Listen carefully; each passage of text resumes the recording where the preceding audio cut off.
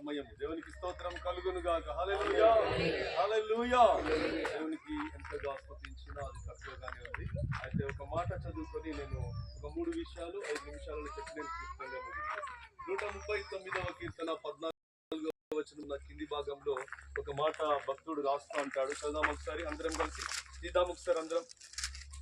139వ కీర్తన 14వ వచనంలో ఉన్న కింది భాగాన్ని మాత్రమే మనం చదువుకుందాం.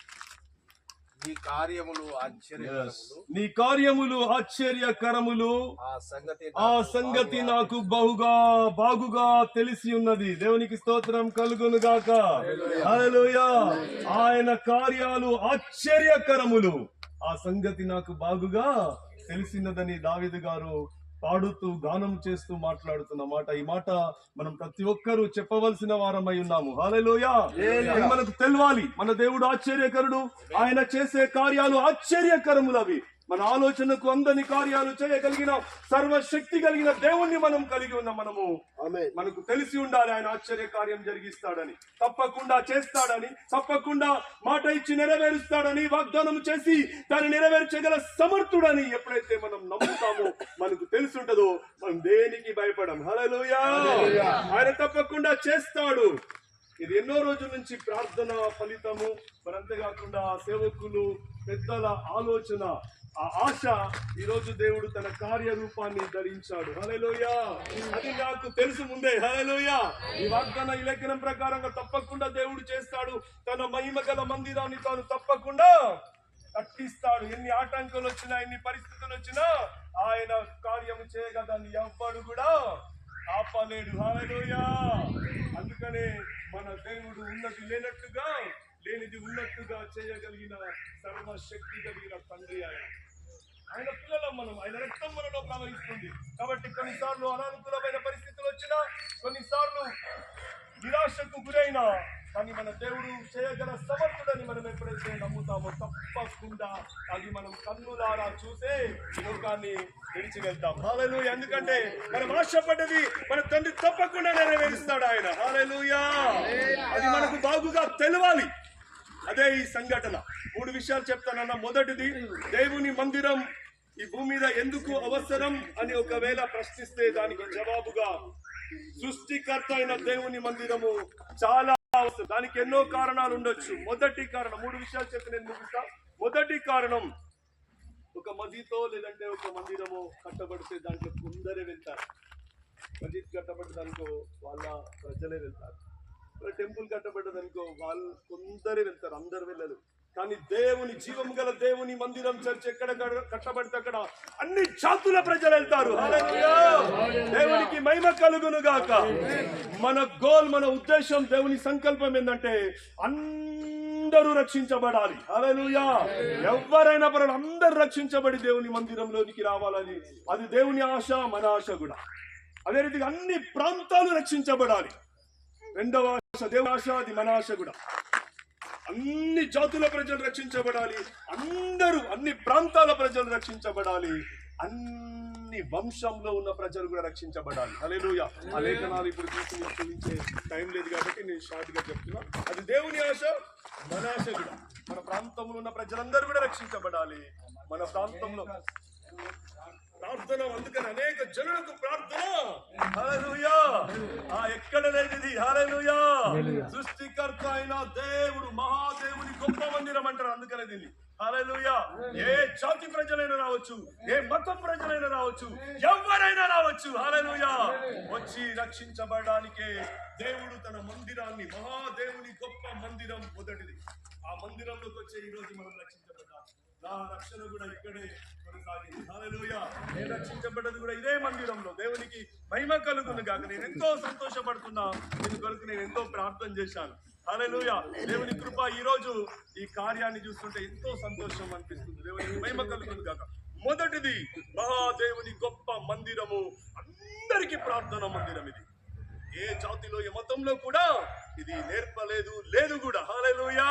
దాన్ని బట్టి దేవునికి మహిమ కలుగును గాక. అందుకొరకే దేవుని మందిరం ఈ భూమి మీద తప్పకుండా ఉండాలి.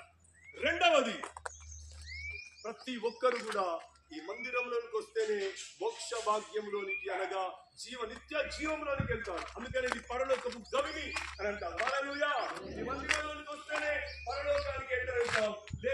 మనం వెళ్ళలేము. హల్లెలూయా. లేఖన భాగాలు మనకు తెలుసు. జీవము గల దేవుని మందిరంలోకి వస్తేనే పరలోకంలో అడుగుపెడతాం. అంటే మన పరలోకంలో గేట్ మనం వెళ్ళాలంటే మందిరంలోనే అడుగు పెట్టాలి. హల్లెలూయా. అందుకొరకు ప్రతి ఒక్కరికి కావాల్సిందే దేవుని మందిరం. ప్రతి ఒక్కరికి అవసరమే. ఈ భూమి మీద పుట్టిన ప్రతి ఆత్మ ఖచ్చితంగా దేవుని మందిరానికి రావాలి.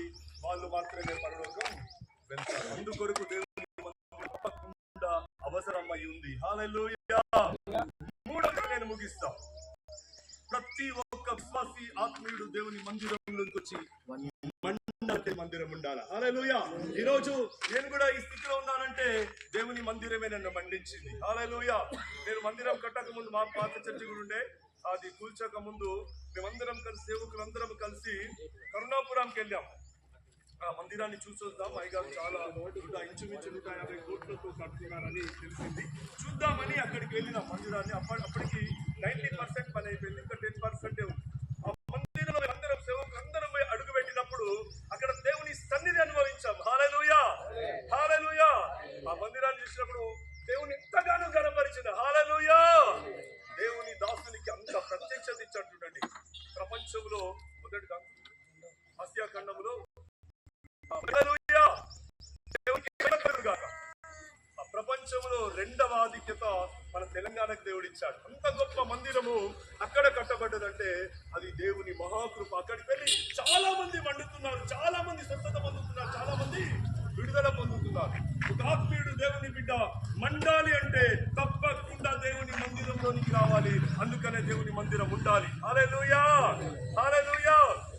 అక్కడికి పోయినప్పుడు అయ్యగారి దగ్గరికి వెళ్ళి మేము మాట్లాడితే మాకు ఒక 10 నిమిషాలు టైం ఇస్తే, అయ్యా మరి ఇంత గొప్ప మందిరం కట్టారు కదా, ఎట్లా కట్టారంటే ఒకటే అంటాడు, కట్టేటప్పుడు ₹1 లేదు. ఒకటే నేను నేర్చుకున్నా, దేవుని పాదాల దగ్గర కన్నీరు గార్చడం నేర్చుకున్నా. ఆ కన్నీరే ఈరోజు ఇంత గొప్ప మందిరం కట్టబడదు. హల్లెలూయా. హల్లెలూయా. ఆ మాట నన్ను తాకింది. అప్పుడు నేను వచ్చిన తర్వాత ఇప్పుడు ప్రార్థన చేయడం ప్రారంభించాను. దేవా, దాంట్లో సామర్థ్యం లేదు, శక్తి లేదు, ఘనమైన నీ మందిరాన్ని కట్టాలని ఆశపడుతున్నా అంటే దేవుడు ఆ రోజే ఆ విశ్వాసంలో నాకు ఒక అద్భుతమైన కార్యం జరిగించాడు. దేవుడు తప్పకుండా నాశను కూడా తీరుస్తాడు అనుకున్నా. హల్లెలూయా. నేను విశ్వసించువాడు ఆయన నరమాత్రుడు కాదు, ఆయన సర్వశక్తి కలిగిన దేవుడు. హల్లెలూయా. ఆయన చేయగలడు అని విశ్వసిస్తే తప్పకుండా చేసి చూపిస్తాడు. ఆ రోజు ఒక పాఠం నేను నేర్చుకున్నా, ఆయనకు అసాధ్యమైనది ఏది లేదు. విశ్వసించువానికి భూమి మీద అసాధ్యమైనది ఏది కూడా లేదు. హల్లెలూయా. నువ్వు విశ్వసించినావా, నీకు అసాధ్యమైనది ఏది కూడా ఉండదు, ఉండదు, ఉండదు అంటే. హల్లెలూయా. అట్లా దేవుని మందిరంలోనికి పోయి ప్రతి విశ్వాసి ఆత్మీయుడు దేవుని కొరకు మండాలి.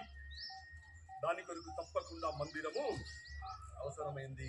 ఇంకో మాట చెప్పి ముగిస్తా నేను.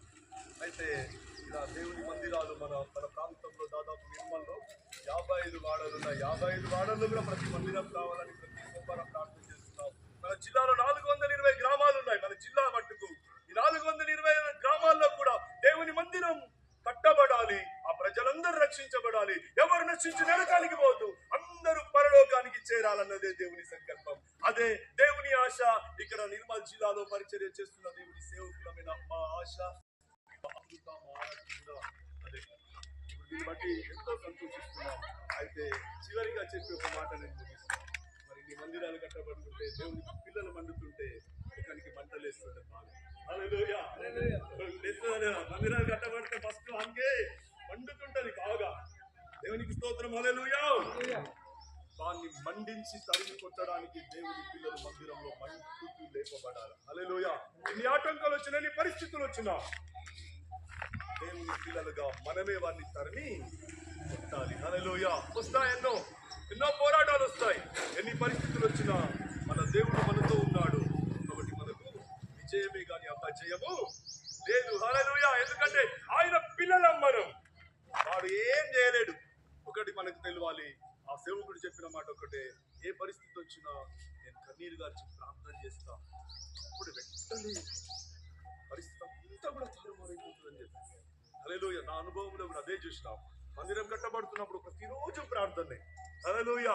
ప్రతిరోజు అదే కంటిన్యూషన్ చేస్తూ వచ్చినాం. దేవుడు ఎక్కడ కూడా పని ఆపలేదు. ఈరోజు అనుకుంటాం శక్తి, సామర్థ్యము, బలము డబ్బు ద్వారా కట్టబడదు, కానీ దేవుని కృప ద్వారానే మందిరము కట్టబడుతుంది. అంతేకాదు అందరికీ ఆ భారం ఉంటుంది. దేవుడు ఏర్పాటు చేసిన వ్యక్తులకు మాత్రమే మందిరం కట్టాలని మంట ఉంటుంది. హల్లెలూయా. ఆ వ్యక్తులు కట్టబడ్డ వ్యక్తులు ఈ లోకం నుంచి విడిచి వెళ్ళిపోతుండొచ్చు, కానీ ఆ కట్టబడ్డ మందిరంలో ఎవరైతే ప్రయాసపడ్డారో అది తరతరాల కుటుంబాలకు, పిల్లలకు ఆశీర్వాదకరంగా ఆ మందిరం మారుతుంది. అంతేకాదు దానికి కష్టపడ్డ ప్రతి ఒక్కరికి కూడా ప్రతిఫలం నా దేవుడు ఇస్తాడు. హల్లెలూయా.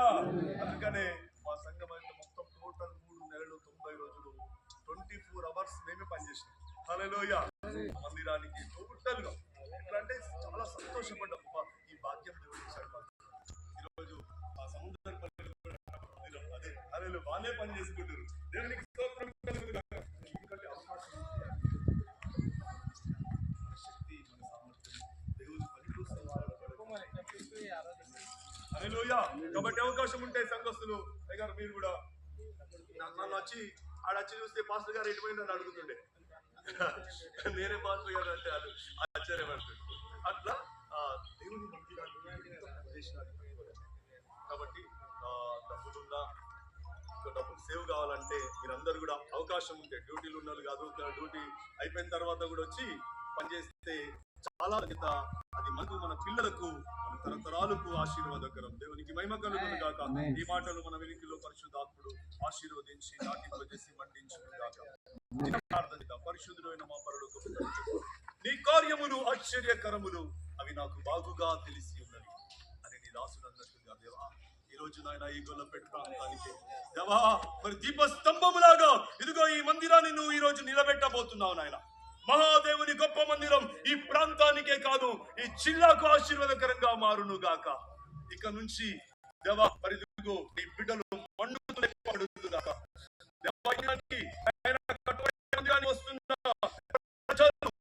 జాతుల ప్రజలు వచ్చి పరలోక రాజ్యాన్ని వారసులవుదురు గాక. అంతేకాదు మందిరం పెట్టబోతుండగా ప్రభువా నీ మహిమ ఈ మందిరంలో ఉండును గాక. ఆ రీతిగా ముందుకు నడిపించి బలపరిచి స్థానికంగా ఉన్న దేవాన్ని బలపరిచి ధైర్యం